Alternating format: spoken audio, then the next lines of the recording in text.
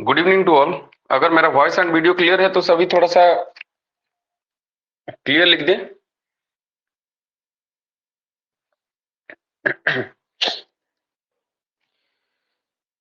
ठीक है। ओके, तो सभी स्टूडेंट्स को मैं बताना चाहता हूं कि बहुत दिनों से जिसका इंतजार था आखिरकार वो आ गया है। मतलब ये है कि एमपीटीओ की वैकेंसी का एक शॉर्ट नोटिस आ चुका है आज के डेट में। और जैसे कि आप सभी को पता है कि जो हमारा एमपीटीओ की वैकेंसी था वो कई बार एक्सटेंड होने के बाद फाइनली आज 17 तारीख को इसका एक शॉर्ट नोटिस आ गया। और इसका मतलब ये है कि ये डेट जो टेंटेटिव डेट्स वगैरह दे दिया है, इसका मतलब ये है कि वो श्योरिटी दे रहा है, वो अश्योर कर रहा है कि ये वैकेंसी इतने तारीख को पब्लिश होगा और आपका एग्जाम इतने तारीख तक हो जाएगा। तो इससे आपको पता लग रहा होगा कि ये वैकेंसी श्योर है। अब आप इसके ऊपर फोकस कर सकते हैं। जैसे कि अभी मैं आपको डीआईडीओ की तैयारी करा रहा हूं, जो डीआईडीओ के बैचेस लग रहा है उसमें मैं आपको बता रहा था कि हो सकता है टीओ की भी इसी के साथ साथ आ सकता है। 2017 में जो लास्ट टाइम वैकेंसी आया था उसमें भी यही हुआ था कि जो वैकेंसी डीआईडीओ का 2017 में आया था उसी के साथ साथ टीओ भी पब्लिश कर दिया था। तो उस समय हम लोग तो टीओ को फोकस नहीं किए थे, डीआरडीओ को फोकस किए थे, लेकिन उसी के साथ साथ टीओ का भी तैयारी हो गया था। टीओ की जो सिलेबस होता है और उसका जो क्वेश्चन पैटर्न होता है डीआरडीओ के साथ अगर हम कंपैरिजन करें तो डीआरडीओ की जो क्वेश्चन पैटर्न और जो सिलेबस है लगभग एक जैसा नहीं है। थोड़ा सा अंतर ये रहता है कि डीआरडीओ के क्वेश्चंस थोड़ा सा ट्विस्ट क्वेश्चंस रहता है, थोड़ा डिफिकल्ट रहता है थोड़ा सा। और जो टीओ का रहता है वो बहुत इजीली रहता है, एकदम इजी पैटर्न को फॉलो करता है। क्योंकि ज्यादातर जो कॉन्ट्रैक्ट होता है, क्वेश्चन पेपर की जो टेंडर होता है वो लोकल होता है। लोकल मतलब आपके हिंदी एरिया में होता है। और अगर आप डीआईडीओ की क्वेश्चन पैटर्न देखें तो ज्यादातर वो निमी को फॉलो करता है। उसके साथ साथ इसका टेंडर जो है वो साउथ में होता है। तो इसीलिए थोड़ा सा जो थिंकिंग लेवल है, जो आपका क्वेश्चन के लेवल है और आपकी जो क्वेश्चन की आने की जो पॉसिबिलिटीज है वो सब चेंजेस हो जाता है उसमें। ऐसा नहीं कि जो हिंदी एरिया में है वो क्रिटिकल नहीं दे सकते हैं, लेकिन देते नहीं है क्योंकि सरल सरल भाषा में एकदम सिंपल आपके देसी लैंग्वेज में आता है तो आपको आसान बिल्कुल लगता है। लेकिन डीआरडीओ हो गया ये सब साउथ इंडियन क्वेश्चंस, मतलब जो कंट्रैक्टर हैं, जो क्वेश्चन सेटर हैं वो सब साउथ इंडियन रहते हैं, तो उनके लैंग्वेज में और टीओ की लैंग्वेज में थोड़ा सा फर्क आ जाता है, बस इतना ही फर्क है। तो आज मैं एमपीटीओ के बारे में, जो एमपीटीओ 2022 की जो पूरा शेड्यूल है वो सभी चीज को मैं आपको क्लियर कराऊंगा। जो आज आपको एक शॉर्ट नोटिस आप देखे होंगे जो आया हुआ है, तो उसके बारे में पूरा डिटेल में ऑलरेडी लिख चुका हूं। और जो कुछ वहां पे नहीं दिया गया है उसके बारे में भी मैं चर्चा करूंगा। तो आप लोग थोड़ा सा समय दीजिए, थोड़ा सा धैर्य रखिए, मैं सभी चीजों को एक एक करके डिस्कस करते जा रहा हूं। सबसे पहले मैं ये बता दूं, आज के डेट में मतलब 17/10 को ये पब्लिश हुआ है।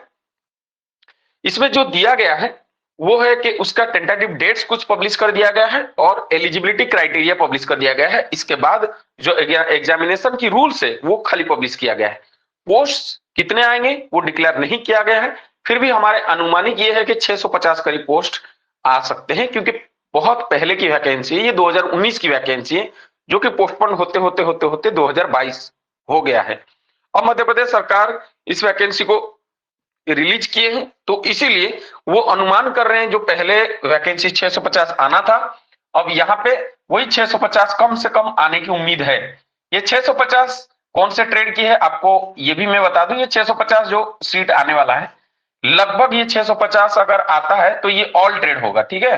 ये सभी ट्रेड्स का होगा, मतलब इसमें फिटर भी रहेंगे, मशीनिस्ट भी रहेंगे, ऑटोमोबाइल भी रहेंगे और इसमें वेल्डर भी रहेंगे, ग्राइंडर भी रहेंगे, टर्नर भी रहेंगे, कोपा भी रहेंगे, एवरीथिंग सभी ट्रेड की लगभग जो पोस्ट है टोटल 650। इससे कम भी हो सकता है, ज्यादा भी हो सकता है, वो नोटिफिकेशन में आपको और ज्यादा क्लैरिटी के साथ बताया जाएगा। लगभग एक हफ्ते के अंदर ये नोटिफिकेशन आ जाएगा, हो सकता है कल भी आ जाए, हो सकता है परसों भी आ जाए, हो सकता है 7 दिन के अंदर आ जाए, लेकिन एक हफ्ते से ज्यादा नहीं लगेगा। क्योंकि आज टेंटेटिव डेट जहां छोड़ दिया गया है मतलब लगभग उनका सभी कुछ प्रक्रियाएं कंप्लीट है। क्योंकि आप देख सकते हैं कि आज हो गया 10 तारीख या 17 तारीख, 17/10/2022, 16 दिसंबर को एग्जाम होना है, मतलब 2 महीने में आपको फॉर्म भी फिलअप करना है, आपको प्रिपेयर भी होना है और आपको एग्जाम भी देना है। इतना सारी प्रक्रिया तभी सियोरिटी हो जाता है जब उनका कॉन्ट्रैक्ट भी हो चुका होता है, एवरीथिंग क्लियर हो चुका होता है, इवन वो डिप्यूट भी कर दिया जाता है, तभी सियोरिटी के साथ ये टेंटेटिव डेट को छोड़ दिया जाता है। डिप्यूट किनको किया जाता है? जो आपको एग्जाम में जो आपका जो मतलब टीचर वगैरह आपके जो गार्ड्स रहते हैं, जो कि आपकी इन्विजिलेटर बोले जाते हैं, उनको इन्विजिलेटर वगैरह जो डिप्यूट किए जाते हैं, तो वो सभी कुछ प्रक्रियाएं कंप्लीट होने के बाद टेंटेटिव डेट डिक्लेयर किया जाता है। लेकिन यहाँ पे पहले से ही डिक्लेयर कर दिया गया है। लेकिन उम्मीद है कि ये डेट जरूर एक्सटेंड होगा, क्योंकि इतने कम समय में कभी भी कोई भी एग्जाम नहीं हुआ है। ऑनलाइन एग्जाम वो भी और ज्यादा मुश्किल है, ऑफलाइन एग्जाम हो सकता अगर डिक्लेयर करते तो हमें थोड़ा सा ऐसा लगता कि हाँ हो जाएगा, लेकिन जबकि ऑफलाइन एग्जाम नहीं है, ऑनलाइन एग्जाम है, तो इतने सारे कुछ प्रक्रियाएं व्यवस्थाएं करना बहुत मुश्किल होता है, इतना आसान नहीं है। ये डेट जरूर एक्सटेंड होगा और ये 2023 फरवरी तक होगा। आप यकीन मानिए 2023 फरवरी से पहले नहीं होगा।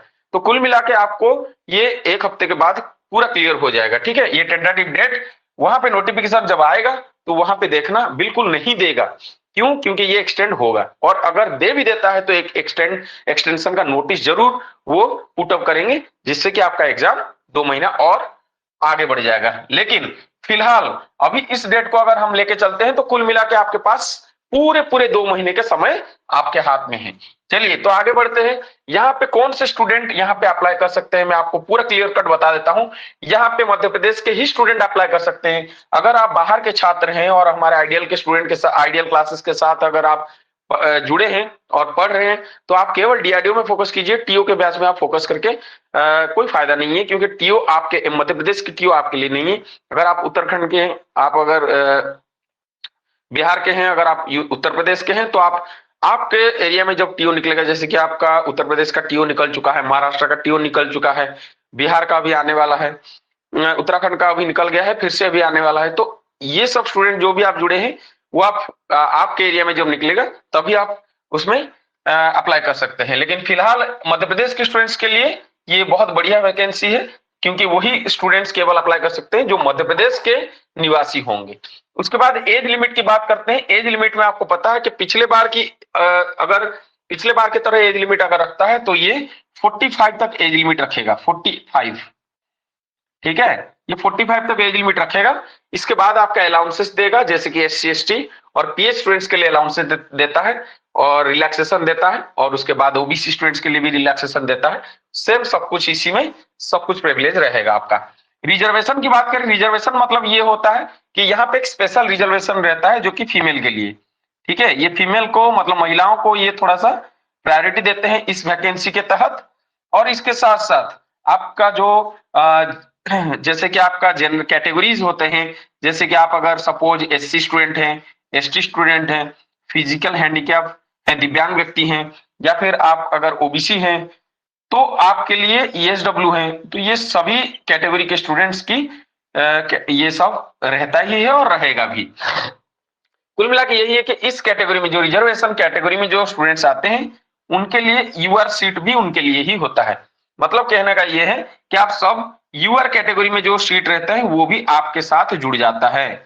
तो इसीलिए UR स्टूडेंट्स को थोड़ा सा कंपटीशन उनका ज्यादा होता है, ये ध्यान रखिएगा। ठीक है, तो UR स्टूडेंट्स को, जो जनरल कैटेगरी के स्टूडेंट्स हैं, उनको थोड़ा सा ज्यादा मेहनत करना पड़ेगा। अगर आप ESW हैं, ESW अगर है, उनके लिए उनके पास सर्टिफिकेट होना चाहिए, अदरवाइज वो एलिजिबल नहीं होंगे। उसके बाद आता है सैलरी की बात। सैलरी तो बेसिक पे ये थोड़ा सा मुझे कंफर्म पता नहीं है, लेकिन हमारे जो स्टूडेंट्स ज्वाइन किए हैं उनका 6 साल हो गया है लगभग उनको ज्वाइन करते हुए। उस समय 2017 में हमारे 5 स्टूडेंट सिलेक्शन हुए हैं, और 5 स्टूडेंट जो सिलेक्ट हुए थे, अभी फिलहाल हमारे 3 स्टूडेंट अभी नौकरी कर रहे हैं, 2 स्टूडेंट वहां से छोड़ के ऑर्डिनेंस फैक्ट्री बोर्ड ज्वाइन कर लिए थे। तो ये 3 स्टूडेंट्स का अभी लगभग 6 साल में अभी उनका सैलरी 50,000 प्लस हो गया है।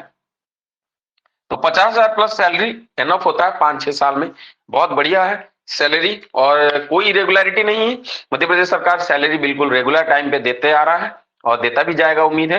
दूसरा चीज ये है कि मध्य प्रदेश सरकार का जो चुनाव अभी आ रहा है मध्य प्रदेश में, तो उसके चक्कर में OPS ओल्ड पेंशन स्कीम लागू होने की एक बहुत बड़ी अपॉर्चुनिटी है, जो कि DRDO में आपको ये फैसिलिटी नहीं मिलेगा। डीआरडीओ की सैलरी, जो अभी आप डीआरडीओ की तैयारी कर रहे हैं, उसकी सैलरी उतना ज्यादा नहीं है, लगभग बराबर है। उसके अलाउंसेस अच्छा है, उसकी अलाउंसेस मतलब एजुकेशनल फैसिलिटीज अलाउंसेस हो गया, आपका मेडिकल अलाउंस हो गया, ये सब चीजें, कैंटीन अलाउंस, कैंटीन फैसिलिटी, ये सब चीजें हैं। बट आपको यहाँ ओपीएस की थोड़ा ओल्ड पेंशन स्कीम की चांसेस यहाँ रहता है।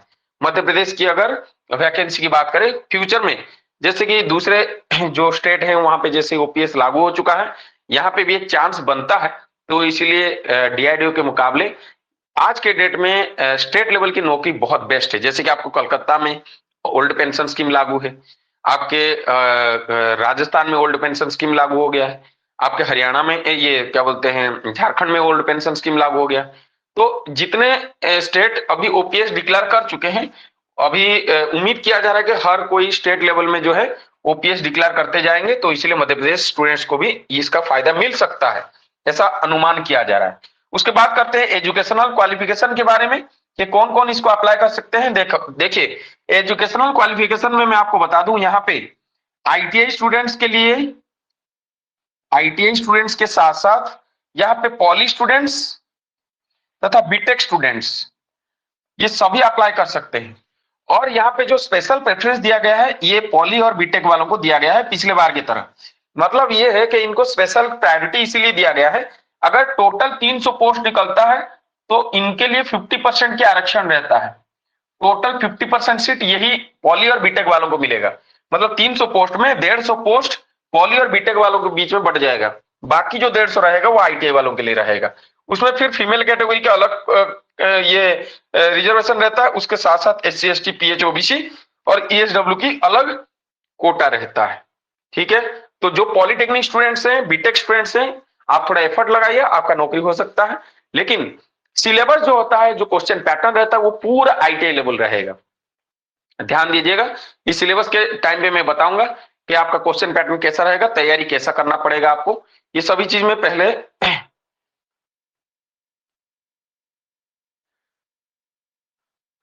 हाँ, और एक बार मैं ये सभी चीज आपको क्लियर करा दूंगा, डोंट वरी। और अभी ये बताना चाहता हूं कि एजुकेशनल क्वालिफिकेशन आईटीआई वालों के साथ साथ पॉली और बीटेक वालों को ये प्रेफरेंस देता है, और पॉली और बीटेक वालों को ये ज्यादा प्रेफरेंस देता है। समझ में आ रहा है? और दूसरा चीज, ये जो आईटीआई वाले में अगर पॉली और बीटेक जो किए हैं, उनमें अगर फीमेल कैंडिडेट कोई है, जो भी कैंडिडेट फीमेल कैंडिडेट होंगे और उसके साथ साथ अगर वो अप्लाई करते हैं, तो उनको ये एक उनके लिए गोल्डन अपॉर्चुनिटी है। मतलब गर्ल स्टूडेंट्स के लिए इससे ये बेहतर अपॉर्चुनिटी है, क्योंकि उनको जो महिलाएं हैं, जो महिला कैंडिडेट हैं, महिलाएं जो होते हैं, गर्ल स्टूडेंट जो होते हैं, उनको इस प्रकार की वैकेंसी में ज्यादा फायदा मिलता है, क्योंकि उनका स्पेशल कैटेगरी रहता है। एक प्रकार की ये कहा जाए कि सरकार का ये एक प्रयास रहता है कि महिलाओं को आगे बढ़ाया जाए इस टीओ के वैकेंसी के तहत, और ताकि उनको अपॉर्चुनिटी मिल सके ज्यादा, जो पुरुष छात्र होते हैं उनके मुकाबले ज्यादा उनको प्रायोरिटी दिया जाए और ज्यादा बढ़ावा दिया जाए। ठीक है, उसके बाद हम सिलेबस की बात करेंगे। तो सिलेबस के तहत मतलब ये आप कह सकते हैं कि जो सिलेबस होता है ये एक बहुत महत्वपूर्ण इंपोर्टेंस इसका है। जैसे कि आपको पता है कि जो सिलेबस होता है, चाहे वो आईटीआई का हो, चाहे वो पॉलिटेक्निक स्टूडेंट हो, चाहे बीटेक स्टूडेंट हो, सिलेबस सबका एक जैसा रहेगा। यहाँ पे दो सिलेबस चलता है, एक होता है फिटर रिलेटेड स्टूडेंट्स तथा फिटर सिलेबस, और एक चलता है आपका ऑटोमोबाइल सिलेबस। और स्पेशल कैटेगरी क्या होते हैं, इलेक्ट्रीशियन और वेल्डर।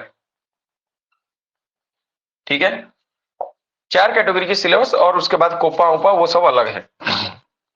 जो टेक्निकल चीजें हैं, टेक्निकल में देखिए फिटर सिलेबस में जो है ना, ऐसा है कि फिटर रिलेटेड जितने भी ट्रेड्स होते हैं, जैसे कि आपको पता है कि ग्राइंडर हो गया, टर्नर हो गया, मशीनिस्ट हो गए, फिटर जनरल हो गए, ये सभी एक पेपर होगा। ऑल ट्रेड, ये चार पांच जो ट्रेड है मिलके एक पेपर होगा।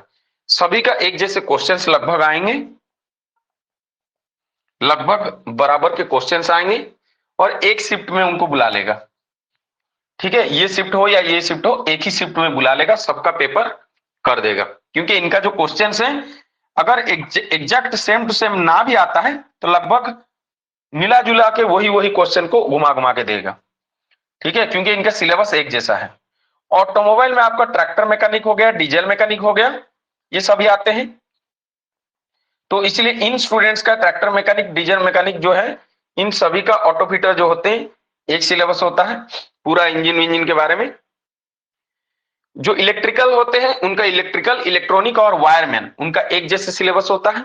जो वेल्डर होते हैं उनका स्पेशल वेल्डर ट्रेड का सिलेबस होता है। सभी प्रकार के वेल्डिंग और जैसे कि उसी के अंतर्गत आर्क वेल्डिंग, गैस वेल्डिंग, आपका एडवांस वेल्डिंग हो गया, इलेक्ट्रिक रेजिस्टेंस वेल्डिंग हो गया, केमिकल वेल्डिंग हो गया, एवरीथिंग उसी सिलेबस में आपको मिलेगा, वेल्डर के सिलेबस में।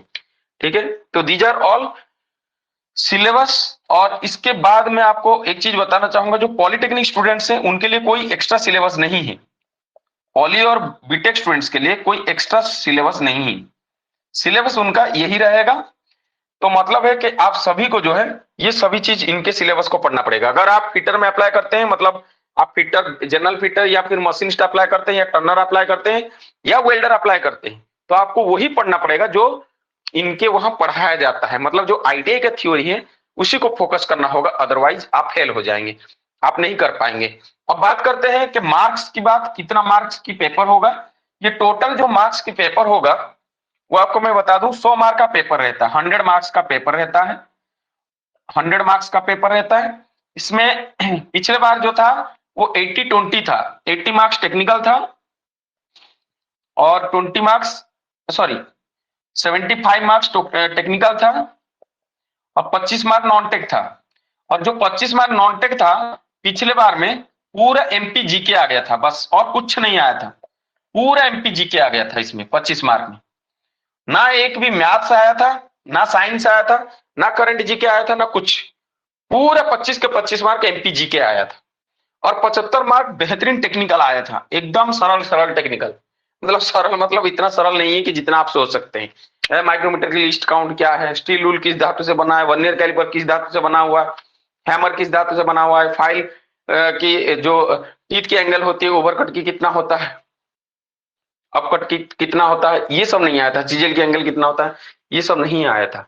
इतना आसान नहीं आया था, आया तो था लेकिन इतना आसान भी नहीं आया था जिससे कि आप पूरा एकदम 75 से 75 रख लेंगे।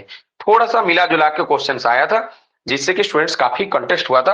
और फिटर में लगभग 82 गया था कट ऑफ मार्क। ठीक है, 82 मार्क गया था कट ऑफ 100 में से। तो मतलब क्या था कि जो जीके है वो बना तो बना, नहीं तो खत्म। जो टेक्निकल में इसमें न्यूमेरिकल बहुत ज्यादा नहीं आता, थोड़ा बहुत न्यूमेरिकल साथ आता है। तो मैं आपको ये बताना चाहूंगा कि सभी चीज को आप फोकस करें ताकि आपका नौकरी बढ़िया बेहतर हो जाए। ठीक है, ये 100 मार्क्स के बारे में बता दिया कि किसमें कितना आएंगे। अब जितना जिसका दम है वो उतना मार्क खींचेगा और एग्जाम को अपने मुट्ठी में कर लेगा। और मेहनत जो कर रहे हैं सही दिशा में मेहनत करें।